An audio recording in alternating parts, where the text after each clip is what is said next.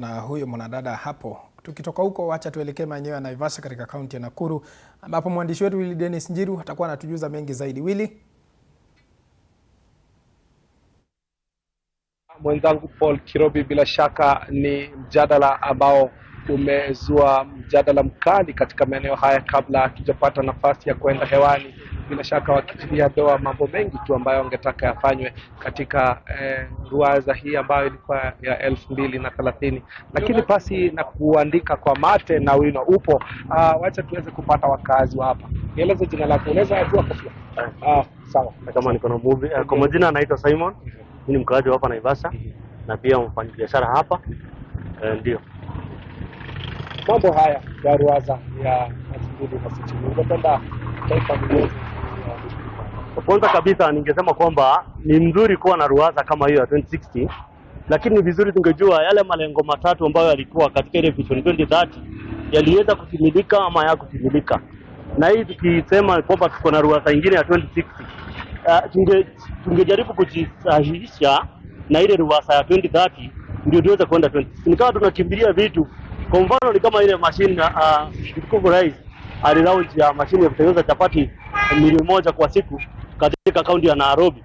Hatujaiona, ni miaka sasa karibu mwaka wa pili na hatujaona hiyo mashine ya chapati. Kwa hivyo hata hatuna wale watu ambao wanatupea matumaini ya kuwa na ruwaza kama hiyo, kwa sababu vitu mingi ambao serikali hii imeweza kuahidi, hakuna yale mingi ambao wameahidi, hakuna yale ambao wamefanya.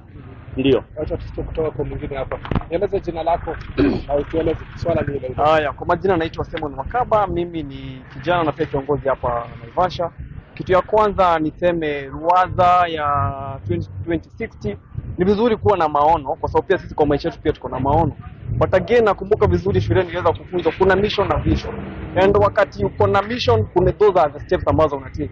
As a country there are steps ambazo tunafaa kutake. We have the president ambaye tumpea miaka 5. We need to see umefanya nini miaka 5. Kuna government ambayo ilikuwa na that vision 2030. Have we achieved that? Hiyo ndio kitu cha kwanza tunafaa tujue whether tumeachieve, so that we can you can plan for the future. Kwa sababu utapata tunataka kuwa na maono makubwa, being over ambitious. Kama mimi ni kijana kwanza nataka kuwa MC wa viwandani. Ninaanzia hapo before ukuwe governor. There is no way nitasimama ati niseme kwa sababu vijana wananitaka sana nisimame president, nitakuwa over ambitious. Ni vizuri tuanze hapa chini, tuhakikishe kwamba mambo ambayo haiendi vizuri kama corruption, madawa kuibua kwa hospitali, unapata vitu ambazo hazistahili ku happen kwa our country. Tuweze kuhakikisha kwamba those loopholes tunaziweza kuzifunga, kusikuwa na mwanya yoyote ya kukua na hiyo mambo ya kukua na wizi kwa hii serikali ambayo iko kwa wakati huu. Ni vizuri kuwa na maono as a country, but again, have we achieved whatever tulikuwa tunafaa kuachieve wakati uliopita? Ndio tuweze kuwa tumesema kama 2060, to be honest, God willing inaweza kuwa nitakuwa, but again, why am I even planning kwa? Unasikiaga even kwa kampuni strategically unapataga mimi na kuoga it is a 10 strategic. Na that is an organization ambao pia iko na pesa. Yes, we have tuko na pesa kama hii nchi, but again how tuna plan yaje? Kitu ya mwisho, kuna mtu anaitwa vision card ambaye anaongoza hiyo vision card. If kama the vision card ambaye anafaa kuongoza hana good, sitakudanganya, hatuwezi fika. Tunataka kwenda Canaan, but kama watu ambao wanataka kupeleka Canaan wewe wenyewe hawana good, hatuwezi fika tena. Tunaenda kwenda Vietnam. Tunaenda kwenda Vietnam. Tueleze anza kwa jina lako kwanza. Robert Kamau, mkazi wa Naivasha pia. Nikiangalia hii ruwaza ya mwaka 2060 ukilinganisha na ile yetu ambayo tulikuwa nayo ama tuko nayo ile Vision 2030, hatujafikia yale malengo ambayo tulikuwa nayo tukianzisha hii ruwaza ya 2030. For example, kuna ile social life. Maisha yetu imeimprove. Mimi ukiniuliza kwangu, tunaenda tukizoroteka zaidi, kwa sababu tulikuwa tunakisia tukifika mwaka 2030 uchumi utakuwa umekuwa na kiwango cha 10% ile ya GDP. Sasa hii tuko 4.6. Silikuonyeshana basi kuna vitu tumekuwa tukifanya ambazo hazitufaishi sisi kiuchumi. Ukiangalia maneno ile kama uchumi pia. Je, tunainua aje yule mama mboga? Tunainua aje huyu mtu wa boda?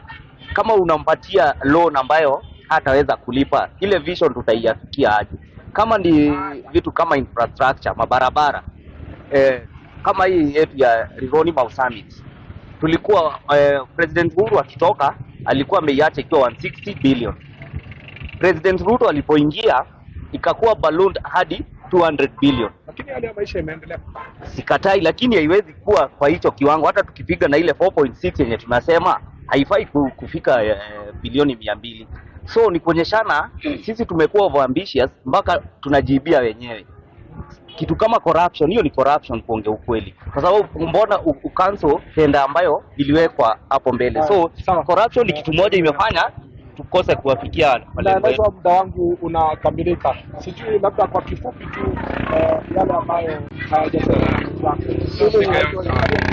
Hicho Njoroge Nyaga kazi wa hapa ndio nikitazama hiyo watu nasema akija wa serikali na panga hospitali haina dawa na mwezi ongoza watu wana pesa wako wanakufa njaa. Mambo yangu ni matatu, hospitali hakuna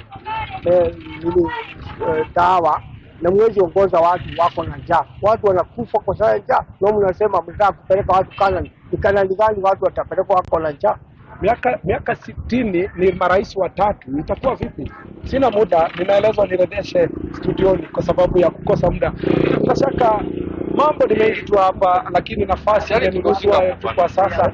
Mwenzangu uendelee na shughuli hii katika upande wa studioni, na ni mjadala ambao wakazi wamekuwa na hamu ya kuzungumza zaidi. Huenda tutapata muda zaidi, labda tutarejelea swala hili siku za baadaye. Kwa sasa mwenzangu Paul Kirobi, shukrani zako.